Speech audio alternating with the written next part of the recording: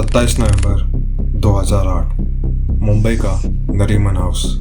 एक Pakistani terrorist Israel के government के साथ बात कर रहा है। हुकूमत ये बात जान ले कि ये तो हमारा ट्रेलर है, अभी असल फिल्म बाकी है। अभी हुकूमत को आगे देखना है कि और क्या क्या होता है। ये टेररिस्ट आने वाले ऐसी घटना की वार्निंग दे रहा है जो घटना आने वाले कई सालों तक मुंबई शहर पर एक निशान छोड़ने वाली है। वो मुंबई पर एक फुल ब्लोन अटैक के बारे में बात कर रहा है। यह है सुप्रीम कोर्ट्स के कुछ डॉक्यूमेंट्स, और इस डॉक्यूमेंट्स में अजमल कसाब ने मुंबई पे हुए 26/11 अटैक के कुछ सीक्रेट्स रिवील किए हैं। तो इस डॉक्यूमेंट्स के मदद से आज हम जानेंगे कि आखिर इस अटैक के पीछे के मास्टरमाइंड्स कौन थे और आखिर उन्होंने कैसे इस पूरे अटैक को प्लान किया। तो आज हम देखेंगे 26/11 की पूरी कहानी।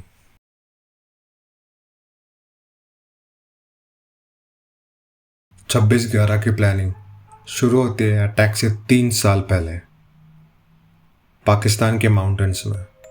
इस अटैक के 2 मेन मास्टरमाइंड्स थे। लश्कर तैयबा का मेन लीडर हाफिज सईद और उसका राइट हैंड रहमान लखवी। इससे पहले भी लश्कर तैयबा इंडिया पर हमला कर चुका था, जैसे 2006 का मुंबई ट्रेन अटैक जिसमें 209 लोगों की मौत हुई थी। लेकिन इस बार वो कुछ और बड़ा प्लान करना चाहते थे, ऐसा कुछ जो इंडिया को अंदर से हिला दे। वो इंडिया को अंदर से खोखला कर देना चाहते थे। लेकिन इस प्लानिंग को पूरा करने के लिए उन्हें ऐसे स्पॉट्स ढूंढने थे जहां उनके अटैक का ज़्यादा से ज़्यादा इम्पैक्ट हो सके। और इसी वक्त आता है ये आदमी, डेविड हेडली। डेविड एक अमेरिकन सिटीज़न था जिसके फादर पाकिस्तानी थे। लश्कर तैयबा डेविड को इंडिया भेजता है यहाँ का इंटेलिजेंस गैदर करने के लिए। 2006 या 2008 के बीच डेविड कई बार इंडिया आता जाता रहता है और यहाँ के लोकेशन के वीडियोस और जीपीएस डेटा पाकिस्तान भेजता है। और इसी दौरान पाकिस्तान में हाफिज सईद अटैक के लिए टेररिस्ट की ट्रेनिंग शुरू कर देता है। उन्हें रॉकेट लॉन्चर्स, ग्रेनेड्स और जीपीएस सिस्टम जैसे एडवांस ट्रेनिंग दी जाती है। प्लान के अनुसार अटैक के लिए 6 लोकेशन चूज किए जाते हैं। और इस पूरे प्लानिंग और ट्रेनिंग के बाद इंडिया पे अटैक के लिए एक डेट को चूज किया जाता है।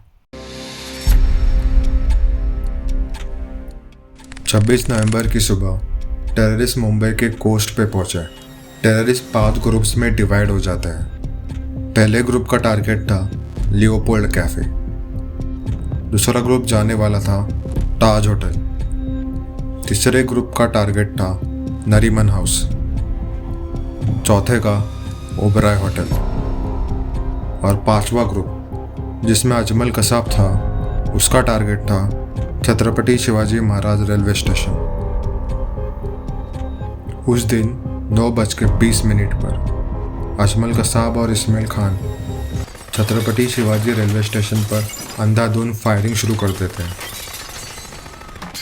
सारे लोग डर के मारे अलग अलग डायरेक्शन में भागने लगते हैं। कसाब उन पर फायरिंग करता है और इस्माइल उन पर ग्रेनेड्स फेंकता है। इस हमले में 52 लोगों की मौत होती है और 109 लोग इंजर्ड होते हैं।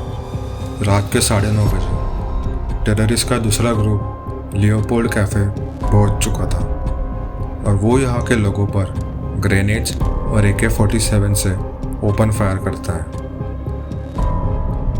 इस हमले में 11 लोगों की मौत होती है और 28 लोग इंजर्ड हो जाते हैं। रात के 10:15 बजे ओबराय होटल पे हमला होता है।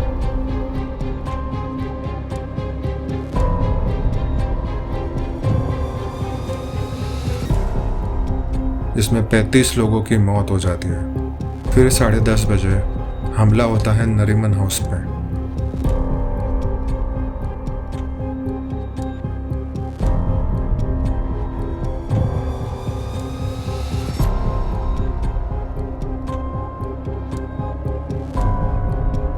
जहां 9 लोगों की मौत होती है और 7 लोग इंजर्ड होते हैं। और फिर होता है हमला ताज पर।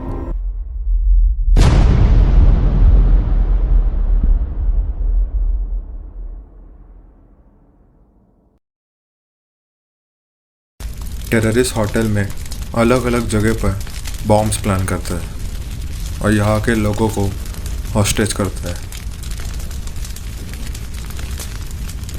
इस टेररिस्ट अटैक के खिलाफ भारत के पुलिस ऑफिसर्स और कमांडोज पूरे हिम्मत और साहस के साथ सामना करते हैं। Through the corridors, through the rooms, until we are able to check each and every room. I will not say that my operation is over. 29 नवंबर सुबह के 9 बजे भारत की सिक्योरिटी फोर्स आखिर के टेररिस्ट को गोली मारती है। भारत के लोगों के लिए ये 3 दिन जो खून से भरे हुए थे आखिरकार ख़त्म हुए।